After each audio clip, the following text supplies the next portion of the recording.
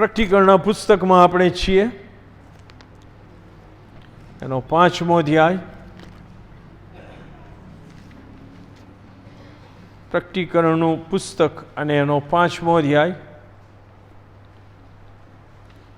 એની 5 અને 6 કલમ, 2 કલમ હું વાંચવા માગું છું. પ્રકટીકરણ 5, 5 અને 6, 2 કલમ. અને જો આપ લોકોએ બાઇબલ ખોલ્યું હોય તો આપણે ઊભા થઈએ, આપણા બાઇબલ ઊંચા કરીએ અને આપણો કરાર ગંભીરતાથી તાજો કરતા બોલીએ. બોલ યહોવા, કેમ કે તારો સેવક સાંભળવાના માટે અને પાળવાના માટે તૈયાર છે. આમેન. ત્યારે વડીલોમાંના એકે મને કહ્યું, તું રડ નહીં. જો યહૂદાના કુળમાંનો જે સિંહ છે, જે દાઉદનું થડ છે, તે ઓળિયું ઉઘાડવાને તથા તેની 7 મુદ્રા તોડવાને વિજયી થયો છે. અને રાજ્યાસનની તથા 4 પ્રાણીઓની વચમાં તથા વડીલોની વચમાં મારી નંખાયેલા જેવું એક હલવાન ઊભું રહેલું મેં જોયું. તેને 7 શિંગડા તથા 7 આંખ હતી, અને ઈશ્વરના 7 આત્મા છે, જેઓને આખી પૃથ્વી પર મોકલવામાં આવેલા છે. અને આપણે બોલીએ આમેન અને બેસીએ. આમેન.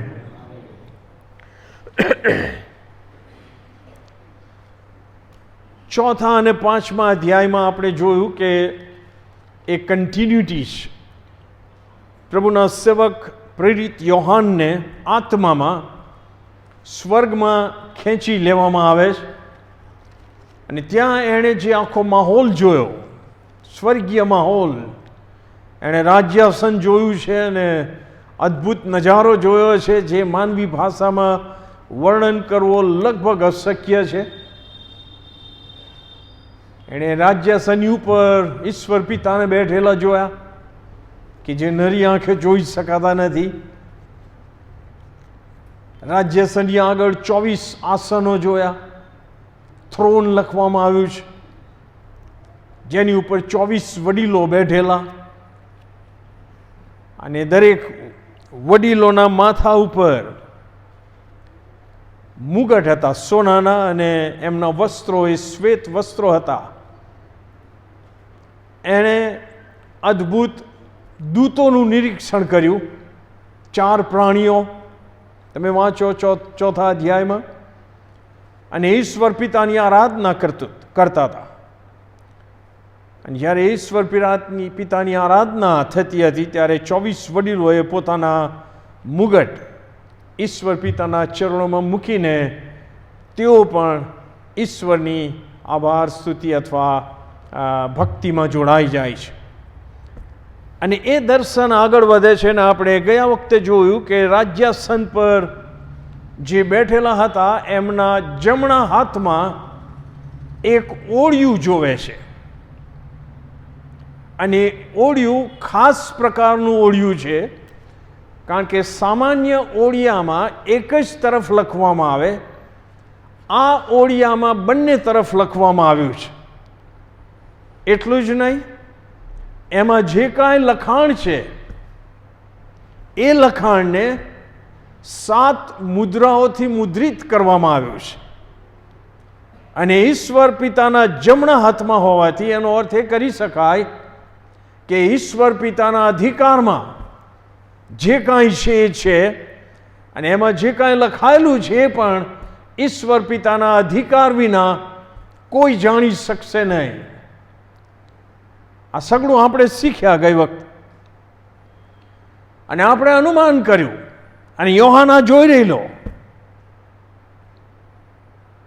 અને એટલામાં એક બળવાન પાવરફુલ દૂત આવીને પોકાર કરે છે, કે જે પોકાર આકાશમાં, પૃથ્વી પર અને પૃથ્વીની તળે જે કાંઈ છે સજીવ, એ લોકોને પોકાર સંભળાય છે કે આ ઓળિયું લેવાને, 7 મુદ્રા તોડવાને, ઓળિયું ઉઘાડીને એમાં શું છે એ લખેલું વાંચવાને કોણ યોગ્ય છે?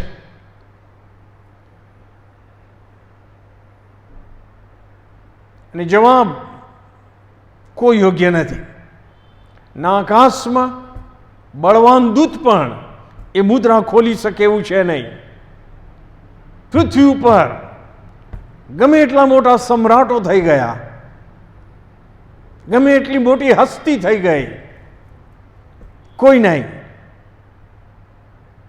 આકાશ તળે, પૃથ્વી ઉપર, પૃથ્વી તળે કોઈ નહીં. અને આપણે જોયું કે યોહાન ખૂબ રડે છે, એ આક્રંદ કરે છે. અને આપણે અનુમાન કર્યું કે ઓળિયામાં શું લખેલું હતું.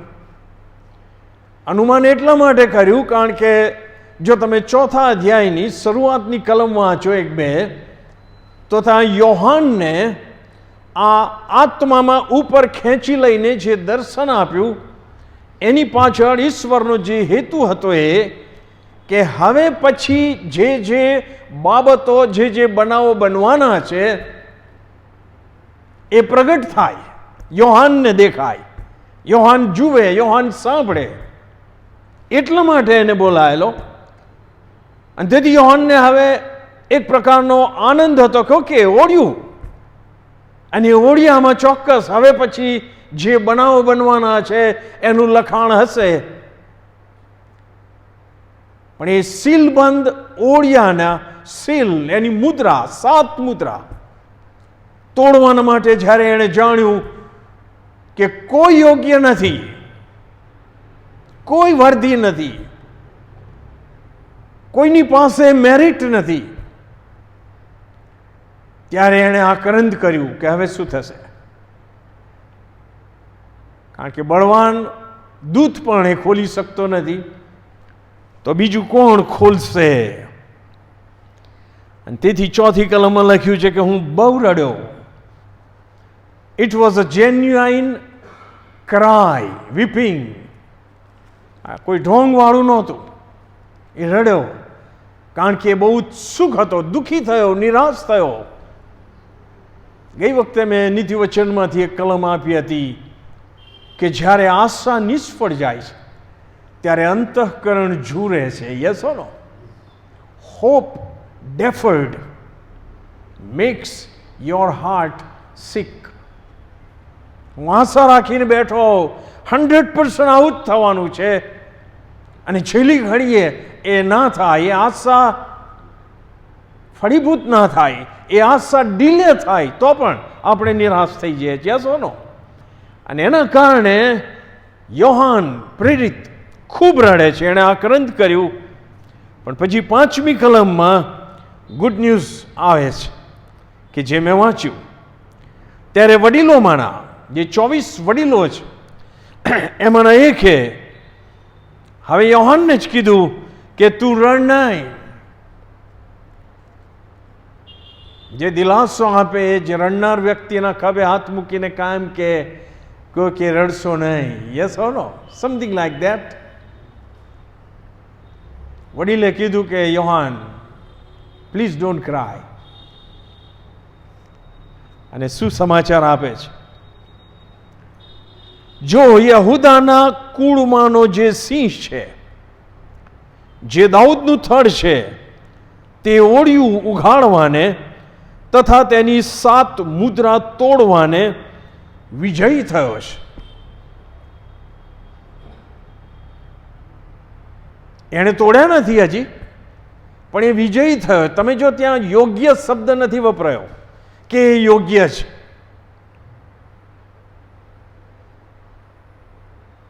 કારણ કે વિજયી થયો છે એ યોગ્ય છે. યસ ઓર નો? અરે બોલો ના. ઓળિયું હાથમાં લેવાના માટે, એના 7 મુદ્રાઓ તોડવાના માટે, ઓળિયામાં શું લખેલું છે એ પ્રગટ કરવાના માટે,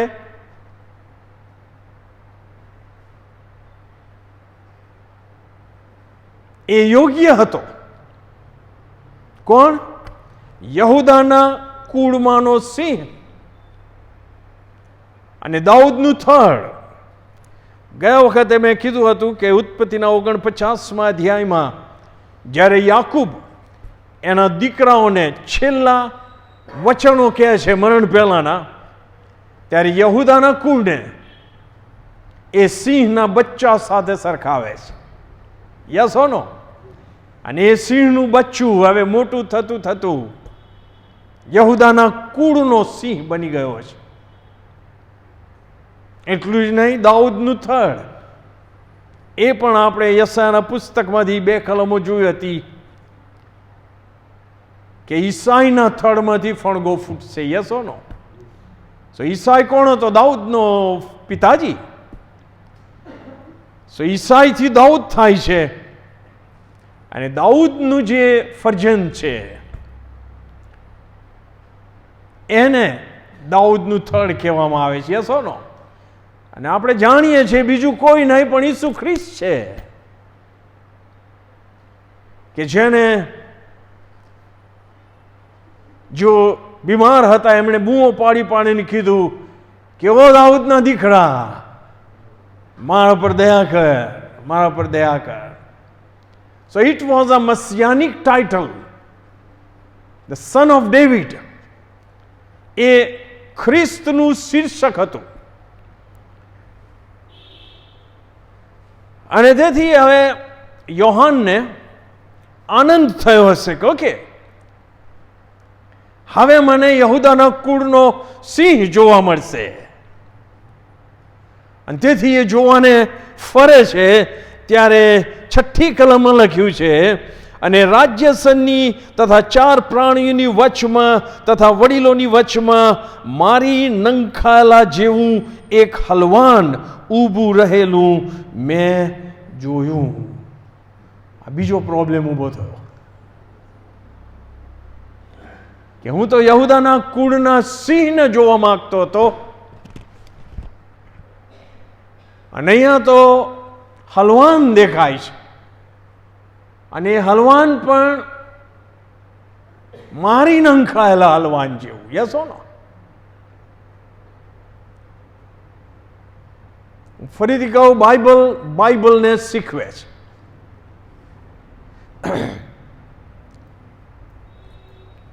હું ઇધર ઉધર ના થઈ જાઉં એટલે હું વાંચીશ મેં જે લખ્યું છે એ.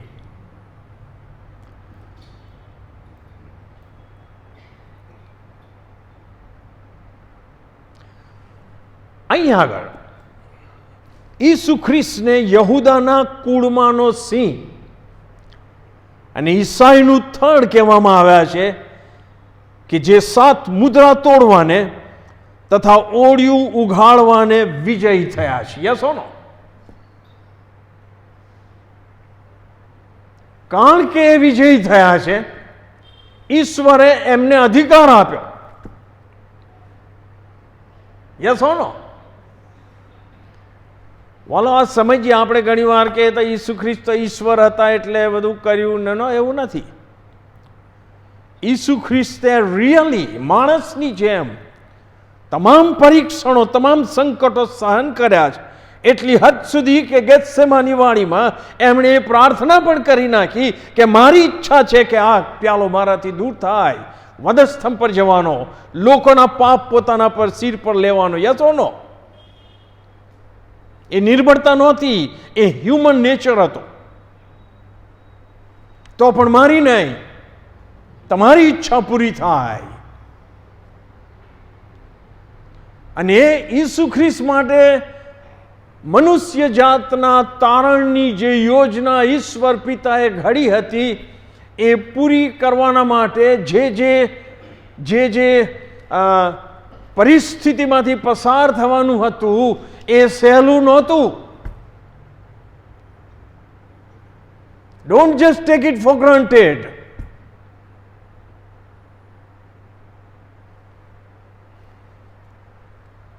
પણ એમણે કર્યું, અંત સુધી એ વિશ્વાસુ રહ્યા. યસ ઓ નો?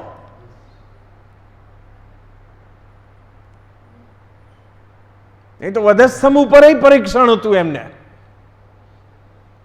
આજુબાજુના લોકોએ મસ્કરી કરીને શું કીધું? જો તું દેવનો દીકરો હોય તો વધસ્તંભ પરથી નીચે ઉતરી આવ્યો, અમે વિશ્વાસ કરીશ.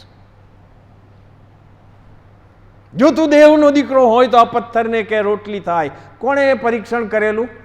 શેતાને. કોનું? ઈસુ ખ્રિસ્તનું. વધસ્તંભ ઉપર જો તું દેવનો દીકરો હોય તો પોતાને બચાવ, અમને બચાવ, વધસ્તંભ પરથી ઉતરી આવ. કોણે પરીક્ષણ કર્યું? માણસોનો ઉપયોગ કરીને શેતાને પરીક્ષણ કર્યું. Yes or no? અને ઈસુ ખ્રિસ્ત ઉતરી આવી શક્યા હોત, એમાં કોઈ શક છે નહીં. દૂતોની 12 ફોજ એમને બચાવવા માટે તૈયાર હતી. રોમન સૈનિકોના ઘાણ કાઢી નાખે. યસ ઓર નો? કેમ એ વિજયી થયા અને એમને ઈશ્વરે કેમ અધિકાર આપ્યો? કેમ એ યોગ્ય થયા આ મુદ્રાઓ તોડવાના માટે અને ઓળિયું ઉઘાડવાના માટે? Because of his faithfulness. એમની જે આજ્ઞાધીનતા હતી એના લીધે. Yes or no? તમે ખોલો મારી સાથે ફિલિપીઓનો પત્ર, એનો 2 અધ્યાય.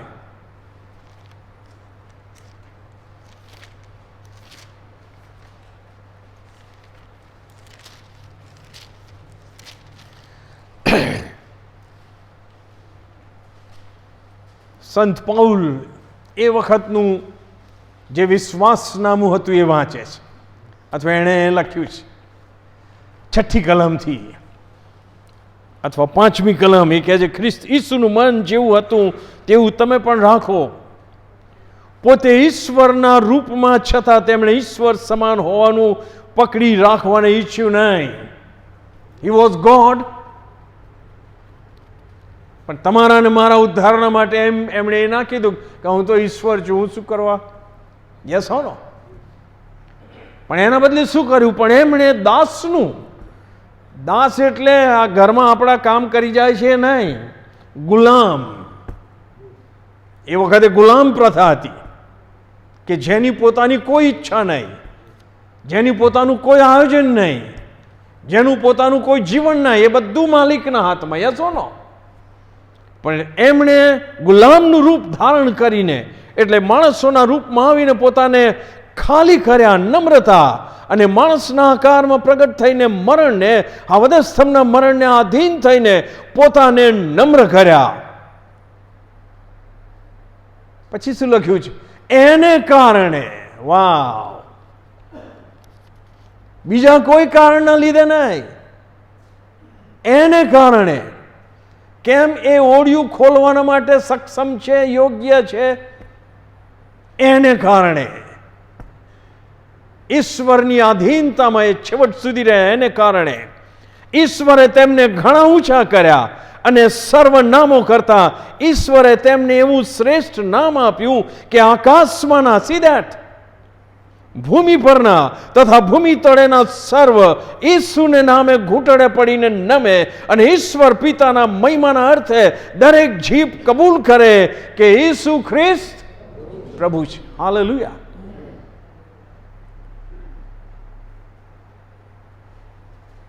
ત્યાં આકાશમાં, પૃથ્વી પર કે પૃથ્વી તળે કોઈ યોગ્ય નથી, કેવળ ઈસુ ખ્રિસ્ત યોગ્ય છે. એમના વિશ્વાસુપણાના લીધે અને એના લીધે ઈશ્વરે એમને એવું શ્રેષ્ઠ નામ, the most high name, Jesus. તમે કોઈ વાર એકલા પડો તો જીસસ બોલજો, તમારા રૂમાં ઊભા થઈ જશે. I tell you, if you are genuine believer, speak to Jesus. He is ready to speak with you. Jesus. શ્રેષ્ઠ નામ આપ્યું, બધાથી ઊંચું નામ. આકાશમાં, પૃથ્વી ઉપર અને પૃથ્વીની તળે જે કાંઈ હોય એ બધા કરતા એને શ્રેષ્ઠ નામ આપ્યું. અને આપણે બધા નામથી જ જીવીએ છીએ ને. અરે બોલો ના, જે નેગેટિવ બાબતો છે એ પણ નામથી જ બોલીએ છીએ, આપણે ઓળખીએ છીએ. ડાયાબિટીસ, બીપી, ખાંસી, કફ, ની પ્રોબ્લેમ, એ બધા નામ જ છે ને. અરે બોલો ના. એ બધા નામો કરતા પાવરફુલ નામ ઈસુ ખ્રિસ્તનું છે. અને તેથી આપણે in the name of Jesus પ્રાર્થના કરવાની છે. હવે આ વિશ્વાસથી પ્રાર્થના કરજો. યસ ઓર નો?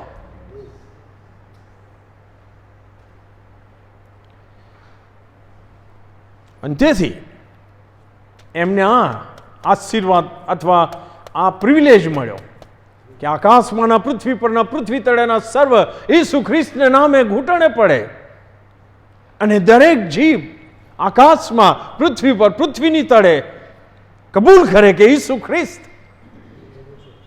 પ્રભુ છે. અને તેથી ઈસુ ખ્રિસ્તને the Lord of lords and the king of kings કહેવામાં આવે છે. Yes or no? અને તમને યાદ છે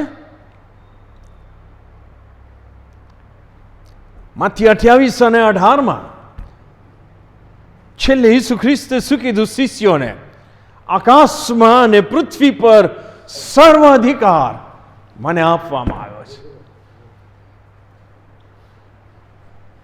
મેં ગઈ વખતે કહ્યું હતું કે ઈશ્વર પિતાના જમણા હાથમાં જે ઓળ્યું હતું એની મુદ્રા તોડવાને અને ખોલવાને વાંચવાને કોઈ યોગ્ય નહોતું, કારણ કે ઈશ્વર પિતાએ કોઈને અધિકાર આપ્યો નહોતો, કોઈની પાસે યોગ્યતા નહોતી. યસ ઓર નો? કેવળ એ યોગ્યતા ઈસુ ખ્રિસ્તે પ્રાપ્ત કરી વિશ્વાસુ રહીને, હું એમ કહીશ. તેથી ઈસુ ખ્રિસ્તને આકાશમાં પૃથ્વી પર પૃથ્વી તળે સગડા ઉપર અધિકાર આપવામાં આવ્યો છે. The very history of the whole world, He is the Lord.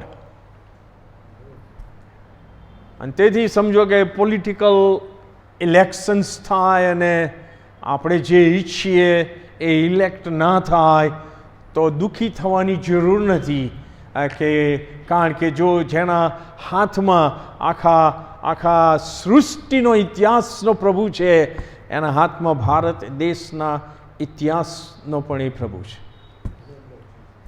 R you with me or not? Praise God. અને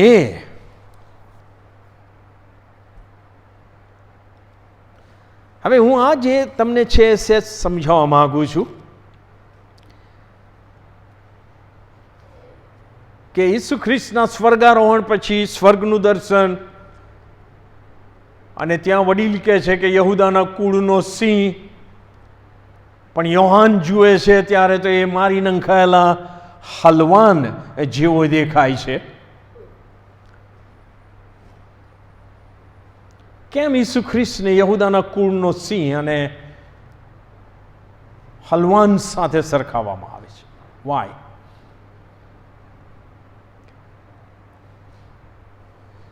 મેં લખ્યું છે કે ઈશ્વરે ઘડેલ તારણ સાધક યોજનામાં ઈશ્વર પુત્ર ઈસુ ખ્રિસ્તને હલવાન અને સિંહ તરીકે સમયાનુસાર મિશન સોંપવામાં આવેલું, એ પહેલા સમજવાનું છે. ઈસુ ખ્રિસ્તે એક સમય એવો, એક તબક્કો એવો કે જેમાં એમણે હલવાન તરીકે રોલ ભજવવાનો છે, ઈશ્વરના હલવાન તરીકે, અને બીજા તબક્કામાં એમણે યહૂદાના કુળના સિંહ તરીકે રોલ ભજવવાનો છે. અને આ તારણ સાધક યોજનાનું ભાગ હતો.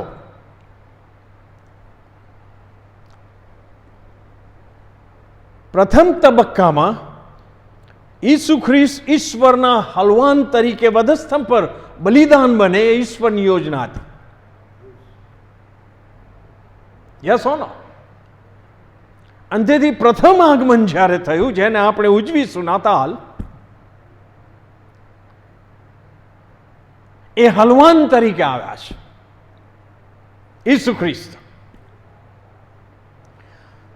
અને તેથી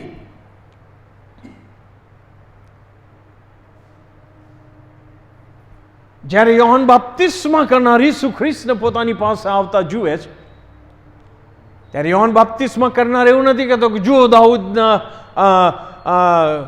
યહૂદાના કુળનો સિંહ, એવું કહે છે?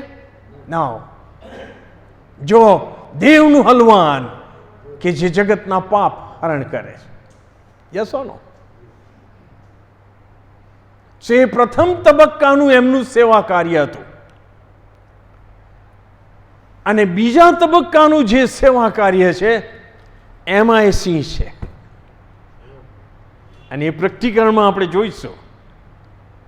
આ સમજવાની જરૂર છે, કારણ કે આ બંને પ્રાણીઓના સ્વભાવ અને એમની જીવનશૈલીમાં આપ જમીનનો ફેર છે. યસ ઓર નો?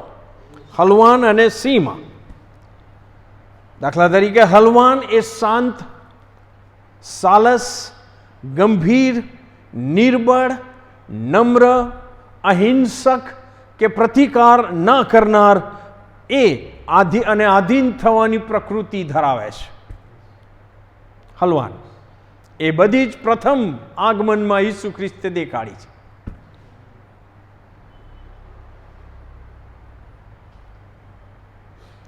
બીજું છે સિંહ. એની પ્રકૃતિ કેવી છે? સિંહ એ બળવાન, ઉગ્ર, હિંસક અને જંગલના રાજા તરીકે રાજ કરવાની પ્રકૃતિ એ ધરાવે છે. એટલે તો એને જંગલનો રાજા કહેવામાં આવે છે. આ રૂપ પણ જોવા મળશે ઈસુ ખ્રિસ્તનું.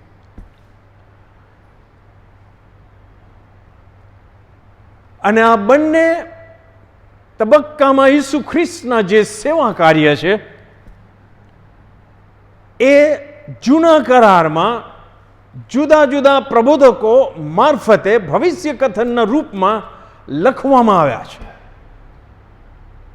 જો હું એમાં જઈશ તો આખું વર્ષ નીકળી જશે. પણ ભવિષ્યવાણીઓ છે. યસ ઓર નો? દાખલા તરીકે યશાયા 53.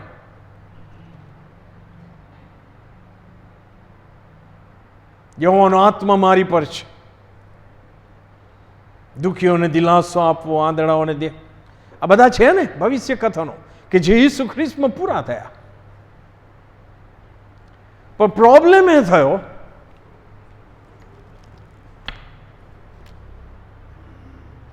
કે યહૂદી લોકો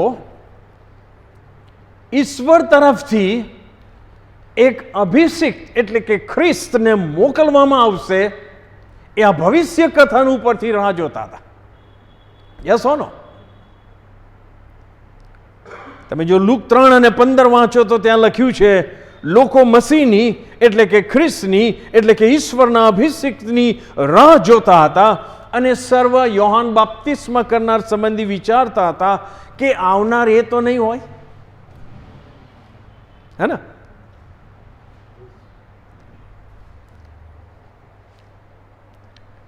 હવે જે યહૂદી ધાર્મિક આગેવાનો, મૂસાના નિયમ શાસ્ત્રના ખાંટુઓ, ભવિષ્યવાણીઓની સમજ આપનાર જે ખાંટુઓ હતા, ધાર્મિક આગેવાનો હતા, એ જેમ જેમ સમય ગયો એમ એમ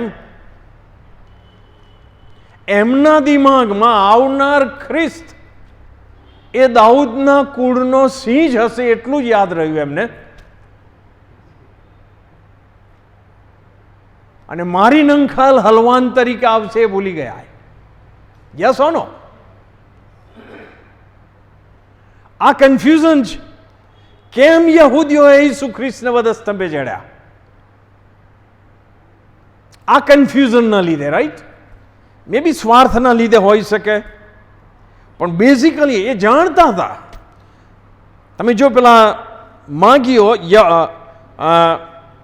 હેરોદ રાજાના પાસે જઈને કહે છે કે યહૂદીઓનો રાજા જન્મ્યો છે, ક્યાં જન્મ્યો છે? ત્યારે આ બધા ખાંટુઓને બોલાવીને પૂછે છે કે શું કહે છે સ્ક્રિપ્ચર? તો કહે છે કે યહૂદીઓના બેથલેહેમમાં. સો એ જાણતા હતા કે ખ્રિસ્ત આવશે, પણ એમના સેવા કાર્ય સંબંધી કન્ફ્યુઝન ઊભું કરેલું. અને એનું કારણ છે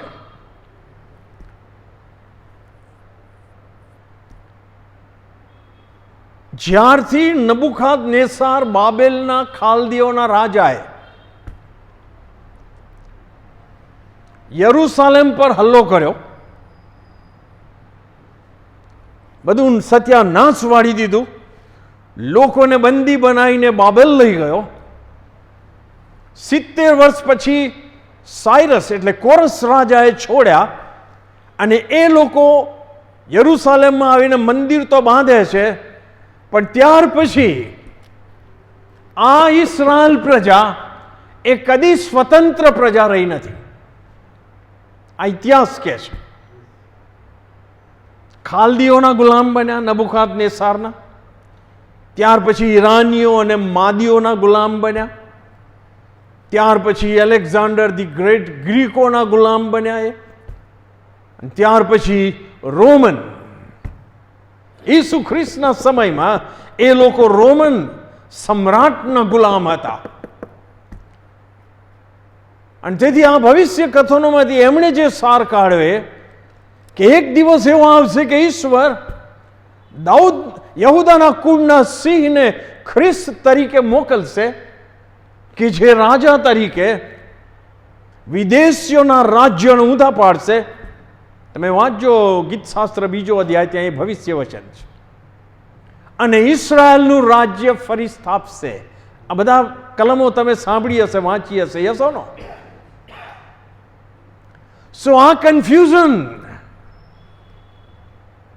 યહૂદી લોકોમાં આજે પણ છે. આજે પણ એ લોકો ખ્રિસ્તની રાહ જુએ છે સિંહ તરીકે. આજે પણ કેટલીક દીકરીઓ કુંવારી રહે છે કે કદાચ મારા પેટે. C that it happens. આખો ગૂંચવાડો શેતાને ઊભો કરી નાખ્યો છે. મે બી ઈશ્વરે એને અલાવ કર્યું છે. અને તેથી અહીંયા આગળ જે આપણે જોઈએ છીએ કે યહૂદાના કુળનો સિંહ એ ઓળ્યું તોડવાને, પણ એ બેઝિકલી ઈસુ ખ્રિસ્ત છે, કે જે મારી નંખાયેલું હલવાન જોયું એણે. Yes or no? The slain lamb of God. અને આ મારી નંખાયેલું એટલે આમ કરીને હલાલ કરીને ના, એને બહુ ક્રૂરતાથી મારી નાખેલું છે. મને આ પ્રશ્ન થાય છે કે સ્વર્ગમાં સમજો કે મને અહીં વાગ્યું છે અને મોટો ઘા પડ્યો છે, તો મને જે ગ્લોરીફાઈડ બોડી મળશે એમાં એ ઘા હશે?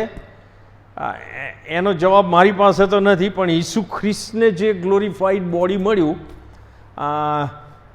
એમાં તો એ ઘા હતા. એમણે શિષ્યોને કહ્યું આવીને જુઓ. યસ હો નો? અને તેથી સ્વર્ગમાં પણ આપણને ઈસુ ખ્રિસ્તને ના ઘા જોવાના મળશે એવું હું માનું છું.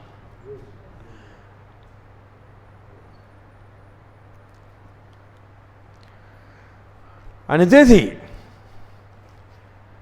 આટલું કન્ફ્યુઝન જાણવાની જરૂર છે ખ્રિસ્તીઓએ. યસ હો નો?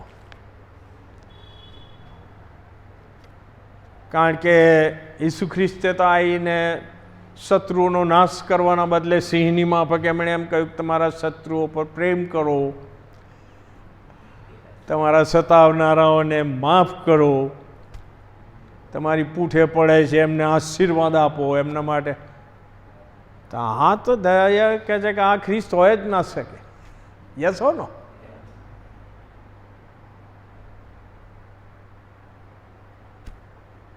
એટલે આખું કન્ફ્યુઝન ઊભું થયું. પણ ઈશ્વરની ઈચ્છામાં થયું, કારણ કે ઈશ્વરની યોજનામાં તો એ દેવના હલવાન હતા જ. અને એમણે વધસ્તંભ ઉપર પોતાનું બલિદાન આપવાનું જ હતું.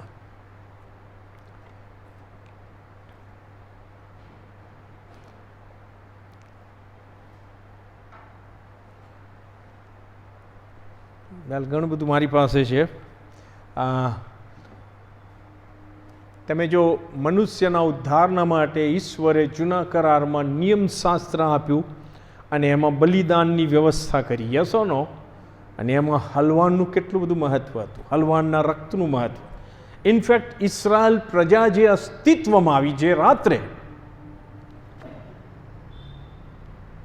એ હલવાનના રક્તમાં બચેલા માટે આવી. યસ ઓર નો? ક્યારે એમને છોડવામાં આવ્યા? જ્યારે પ્રથમ જનિતનો નાશ થયો ત્યારે ઇજિપ્તમાં. પણ જે લોકોએ પોતાના દરવાજાના ઓતરંગ ઉપર અને 12 શાખ ઉપર હલવાનનું રક્ત લગાડેલું, એ બચી ગયા અને એ લોકો બહાર નીકળ્યા સાહેબ. અને એ હલવાનની જે સેવા કાર્ય જૂના કરારમાં છે, ઈસુ ખ્રિસ્તના બલિદાનમાં પૂરું થાય છે. સમય મળે તો હિબ્રુનો પત્ર વાંચતા રહેજો, તમને ખબર પડશે. Once for all, yes or no? એક સાથે એક જ વખત ઈસુ ખ્રિસ્તના બલિદાનમાં તમામ બલિદાન સમાયેલા છે. અને તેથી તો આપણે બની ઠનીને આવીએ છીએ ચર્ચમાં. હોલોય લાવતા નથી, કે ના બળદ લાવતા, કે ગેટુય લાવતા નહીં, કશું નહીં. આ આશીર્વાદો સમજવા જેવા છે સાહેબ, યસ હો નો?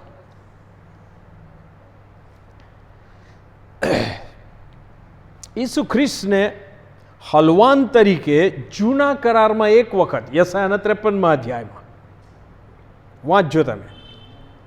સુવાર્તામાં 2 વખત, યોહાનની સુવાર્તામાં જો દેવનું હલવાન જે જગતના પાપ હરણ કરે છે, અને બીજી વખત આંદ્રિયા અને બીજો યોહાનનો શિષ્ય સાથે હતા, અને યોહાન બાપ્તિસ્મા કરનાર કહે છે દેવનું હલવાન ઈસુ ખ્રિસ્ત.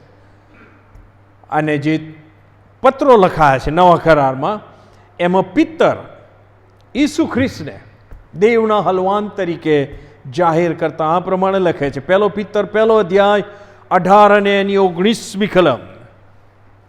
કેમ કે તમે જાણો છો કે તમારા પૂર્વજોથી ચાલતા આવેલા વ્યર્થ આચરણથી વિનાશી વસ્તુઓ વડે, એટલે રૂપા અથવા સોના વડે નહીં, પણ ખ્રિસ્ત જે નિષ્કલંક તથા નિર્દોષ હલવાન છે, તેમના મૂલ્યવાન રક્તથી તમારો ઉદ્ધાર કરવામાં આવ્યો છે. Yes or no? અને તેથી પ્રથમ તબક્કામાં ઈસુ ખ્રિસ્ત હલવાન છે, એ યાદ રાખજો. બીજા તબક્કામાં એ મંડળીને લેવા આવશે ત્યારે નહીં, પણ જ્યારે પૃથ્વી પર આવશે ત્યારે હલવાન તરીકે નહીં, એ ન્યાયાધીશ તરીકે આવશે. પાવરફુલ, રાજાઓનો રાજા અને પ્રભુઓનો પ્રભુ ને ન્યાયાધીશોનો ન્યાયાધીશ. યસ ઓર નો? એ એમનું એ રોલ હશે યહૂદાના કુળના સિંહનો. Yes or no? અને જેઓ વિરોધ કરનારા હશે એ બધાને ઉડાડશે, એમાં કોઈ શક છે નહીં. જે છેલ્લી લડાઈ ઇસ્રાયેલની સામે, યરૂશાલેમની સામે થવાની છે, પ્રભુની કૃપામાં અમને એ હ્યુજ મેદાન જોવાનું મળ્યું. મારી તો અક્કલ કામ નથી કરતી કે આટલું હ્યુજ હોઈ શકે ખીણ. So Bible is very real, Jesus is real, gospel is real, our faith is real.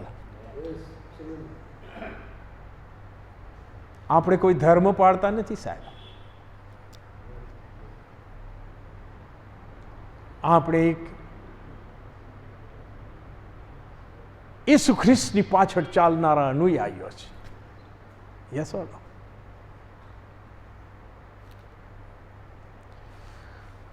વેલ, હું અહીંયા આગળ બંધ કરું છું, અને પ્રભુની ઈચ્છા હશે તો આવતા બુધવારે આપણે 5મો અધ્યાય પૂરો કરીશું.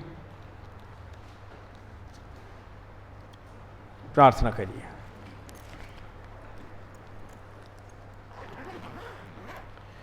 પ્રભુ, અમારા જીવંત પવિત્ર પરમેશ્વર,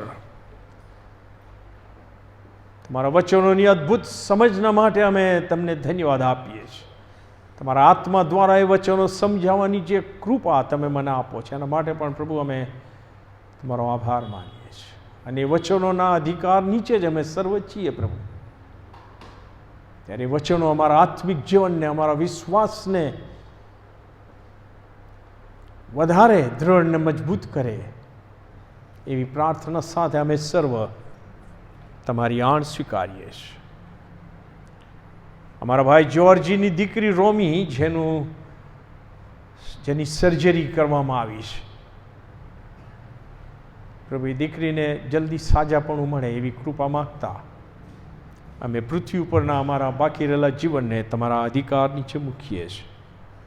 અમારી વિનંતી પ્રભુ ઈસુ ખ્રિસ્તમાં તમે સાંભળો અને માન્ય કરો. આમેન. વેલ, 2 વખત જોશથી હાલેલુયા બોલીએ, પછી એક જાહેર ખબર આપીને આપણે છૂટા પડીશું. Okay, ready? Hallelujah! Hallelujah! God bless you. Good night and God be with you.